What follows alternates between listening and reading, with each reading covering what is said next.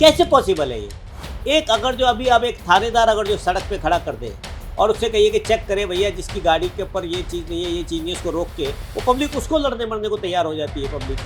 हमारे बेचारे बच्चों की क्या औकात है, बेचारे 10वीं पास भी नहीं है ये। ये पुलिस के ऑफिशियल्स को तैनात करेंगे, अपनी टीम भी बनाएंगे। एक गाड़ी आएगी, वो डिवाइस तो अंदर लगी है ना, वो सायरन तो नहीं बजा रही, सायरन बजा दे। पहले वो आदमी गाड़ी आएगी, फिर जाएगा, चेक करेगा, फिर पेट्रोल डालेगा। 400 पंप हैं, 200 पंप पे कवर होगा, लॉ एंड ऑर्डर तो कहीं पे भी हो सकता है। जी। तो वो एक एप्रीहेंशन रहेगी और वो कैसे चीज़ें आगे निकल के आती हैं वो 1 जुलाई से पता लगेगा।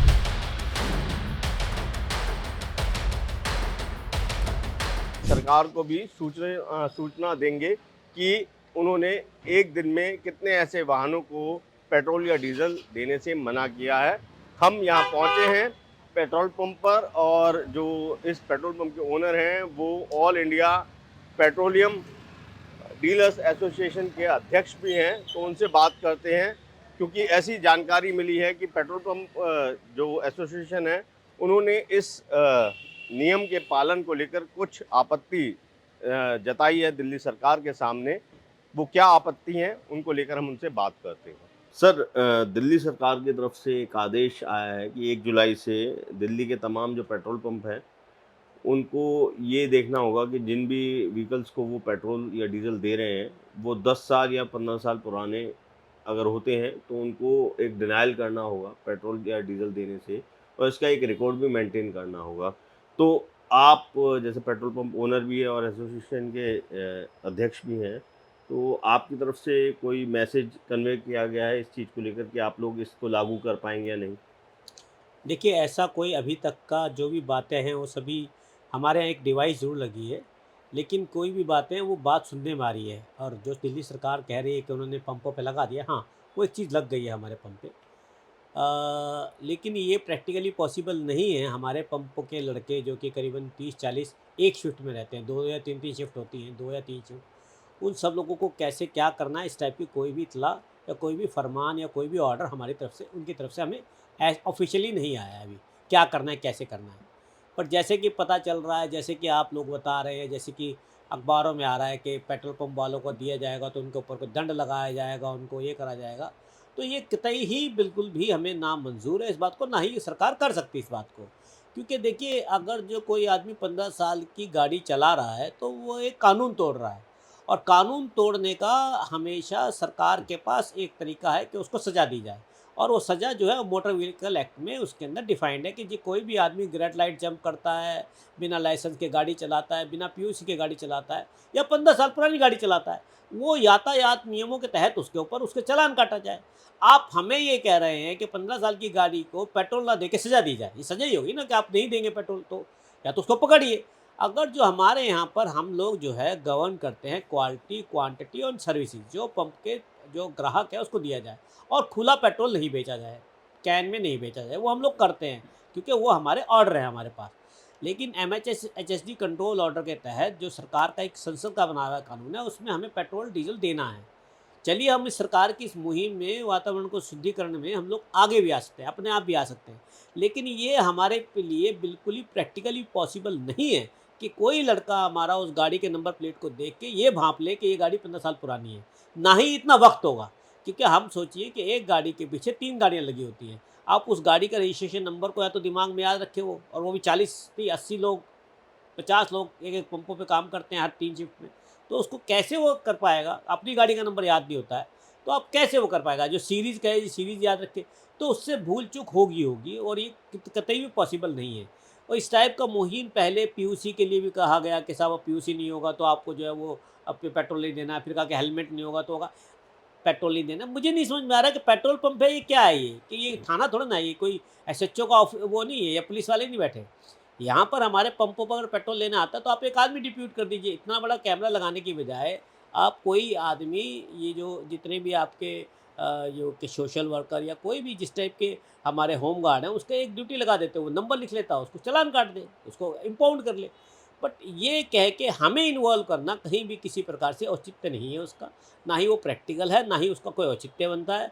और हमारी तरफ से ये जो है, जो हम आपको बता रहे हैं, ये कन्वे सरकार को कर दिया गया है कि आप करिए जो हमारी सहायता है, जो हमारे लिए इस वातावरण को ठीक करने के लिए जो भी सहयोग है वो कर सकते हैं, जहाँ तक कि पॉसिबल है, जो प्रैक्टिकल है। नॉन प्रैक्टिकल चीज़ों पे हमें किसी तरह परेशान ना किया जाए, बाकी हम लोग हर तरीके से सहयोग के लिए तैयार हैं। तो सर जो सरकार की तरफ से एसओपी जो बनाया है उसमें ये भी बोला गया है कि जो पेट्रोल पंपों का जो मैनुअल या डिजिटल तरीके से उन सभी वाहनों का रिकॉर्ड रखना होगा जिन्हें फ्यूल देने से मना किया गया है। और जो ट्रेनिंग भी है स्टाफ की वो भी ये बोला गया है कि पेट्रोल पंप ही प्रोवाइड करवाएगा। तो इसको लेकर भी ये आपने मुझे कोई यहाँ पे हँसी आती है, तो उससे झगड़ेगा, उसको कहेगा मैं आपका पेट्रोल नहीं दूँगा। कैसे पॉसिबल है ये? एक अगर जो अभी अब एक थानेदार अगर जो सड़क पे खड़ा कर दे और उससे कहिए कि चेक करे भैया जिसकी गाड़ी के ऊपर ये चीज़ नहीं है, ये चीज़ नहीं है, उसको रोक के, वो पब्लिक उसको लड़ने मरने को तैयार हो जाती है पब्लिक, पुलिस वालों से। हमारे बेचारे बच्चों की क्या औकात है, बेचारे 10वीं पास भी नहीं है ये लोग। तो आप क्या एक्सपेक्ट कर रहे हैं हमसे? दिस इज़ टोटली रॉन्ग, और सर जो not at all device, not at all practical. क्योंकि सर सरकार का ने जो डिवाइस लगाई गई है उसकी मदद से आप लोग आइडेंटिफाई कर पाएंगे कि वो कितना पुराना आप व्हीकल ये है। सोचिए, चलिए आइडेंटिफाई कर लिया और पहले हम उसको चेक करेंगे जाके। एक गाड़ी आएगी, वो डिवाइस तो अंदर लगी है ना, वो सायरन तो नहीं बजा रही ना, सायरन बजा दे। पहले वो आदमी गाड़ी आएगी, फिर जाएगा, चेक करेगा, फिर पेट्रोल डालेगा। तो जितना हम बेचते हैं उसका 25% भी नहीं बेच पाएंगे, क्योंकि सिर्फ पेट्रोल सुबह और शाम बिकता है। मैक्सिमम लोग या तो ऑफिस जाते हुए या आते हुए लेते हैं, या धंधे पे जा रहे हैं, ऑफिस में जा रहे हैं। दिन में जो रूटीन के लोग होते हैं वो लेते हैं। आप देखे होंगे, अब दोपहर में है जैसे, तो कोई खास इतनी भीड़ नहीं है। सुबह के टाइम कैसे पॉसिबल है? आपके आदमी खड़े हो वो ज़्यादा अच्छा है, आपको दिख जाएगा कौन सी गाड़ी नहीं है, नहीं है।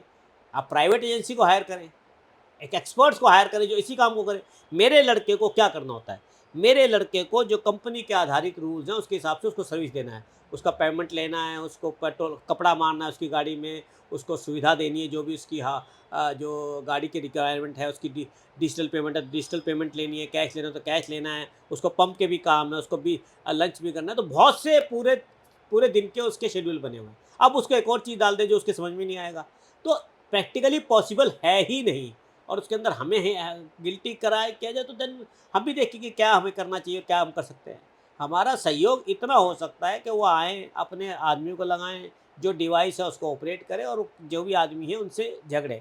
अब हमारा पास तो झगड़ा नहीं हो सकता। किसी आदमी को कोई गाड़ी 15 साल की ले आया और उसमें कहता है मैं हॉस्पिटल जाना है, तो मैं क्या करेंगे हम लोग? हम उससे झगड़ें? क्या करेंगे? अगर डाल देंगे तो सरकार नाराज़, नहीं डालेंगे तो वो नाराज़। हमारी तो नाराज़गी तय है, तो हमें हम पे नाराज़गी का क्यों आप सरकार कर रहे हैं? आए दिल्ली सरकार आए, कोई भी आए, हमें क्यों फँसा रहे हैं बीच में वो? भई दिल्ली, ये सरकार का रूल है, सरकार इम्प्लीमेंट करे। हम कहाँ से आ गए इसमें?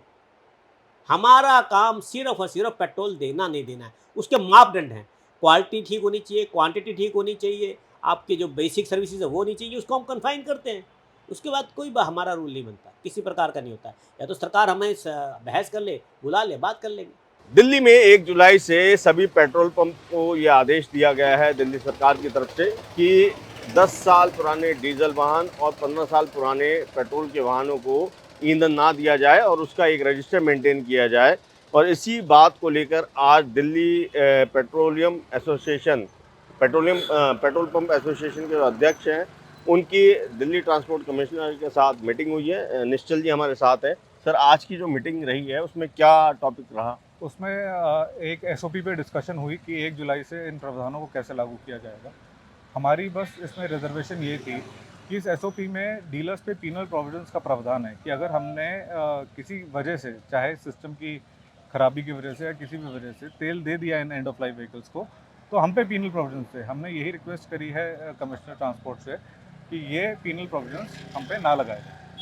तो अभी सर क्या उनकी तरफ से कहना है? उन्होंने ये कहा है कि वो इस इशू को आगे अपने सीनियर से डिस्कस करेंगे, हो सकता है शायद मंत्री जी से डिस्कस करें और फिर या CAQM से करें और फिर वो हमको बताएंगे।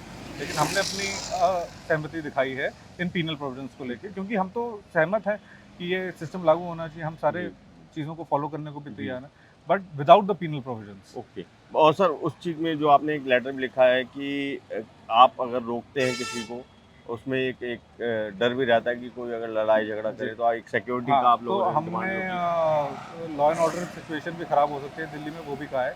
उसके लिए इन्होंने कहा है कि 200 पंपों पे ये पुलिस के ऑफिशियल्स को तैनात करेंगे, अपनी टीम भी बनाएंगे। ओके। तो लेकिन 400 पंप हैं, 200 पंप पे कवर होगा, लॉ एंड ऑर्डर तो कहीं पे भी हो सकता है। जी। तो वो एक एप्रीहेंशन रहेगी और वो कैसे चीज़ें आगे निकल के आती हैं वो 1 जुलाई से पता लगेगा।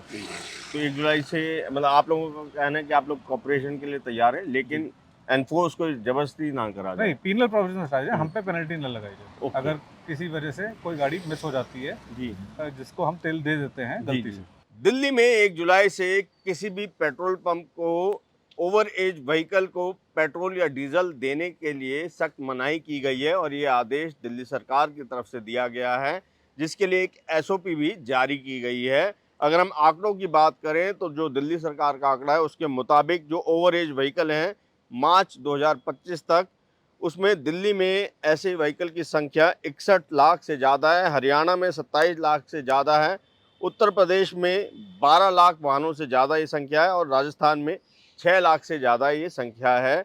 और औसतन 7,000 ऐसे व्हीकल रोज दिल्ली के पेट्रोल पंप से पेट्रोल या डीजल लेते हैं और जो एक्यूआई लेवल है उसको सुधारने के लिए ये कदम उठाया जा रहा है, जिसके लिए सभी पेट्रोल पंपों पे एक कैमरा लगाया गया और एक सॉफ्टवेयर भी वहाँ इंस्टॉल किया गया है, जो नंबर को पढ़ने के बाद ये बताएगा कि ये वाहन की उम्र कितनी है। अगर वो 15 साल और 10 साल से पुराना वाहन है तो उसको लेकर स्पीकर पर वो नंबर अनाउंस करेगा, जिसके बाद जो जिम्मेदारी सौंपी गई है वो पेट्रोल पंप को सौंपी गई है कि वो उस वाहन को पेट्रोल या डीजल ना दे। लेकिन पेट्रोल पंप एसोसिएशन की तरफ से ये ऑब्जेक्शन उठाया गया है कि अगर हम किसी को मना करते हैं तो लॉ एंड ऑर्डर बिगड़ने की भी स्थिति बन सकती है। अगर कोई लड़ाई झगड़ा करता है तो ऐसी परिस्थिति में जो पेट्रोल पंप का कर्मचारी है वो क्या करेगा।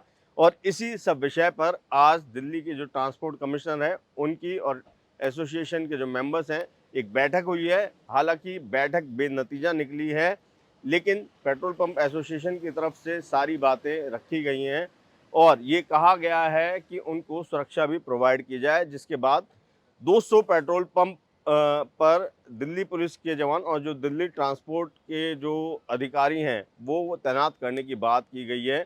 लेकिन अगर दिल्ली के बात करें तो यहाँ पेट्रोल पंपों की संख्या 400 बताई गई है। तो बड़ा सवाल ये है कि क्या 1 जुलाई को ये जो व्यवस्था है क्या पूरी तरीके से इम्प्लीमेंट हो पाएगी या नहीं, इसको लेकर एक बड़ा संशय है, क्योंकि पेट्रोल पंप एसोसिएशन का कहना है कि वो जितना कोऑपरेट कर सकते हैं करेंगे, लेकिन जिस तरीके का एक डर बनाकर ये व्यवस्था लागू कराने की कोशिश की जा रही है वो सही नहीं है। क्योंकि दिल्ली सरकार की तरफ से जो एक लेटर भेजा गया है उसमें ये भी कहा गया है कि अगर कोई पेट्रोल पंप ऐसे वाहनों को पेट्रोल या डीजल देता है तो उनके खिलाफ कार्रवाई की जाएगी। और यही जो एक क्लॉज है इसी को लेकर सबसे ज़्यादा आपत्ति पेट्रोल पंप ओनर्स ने जताई है।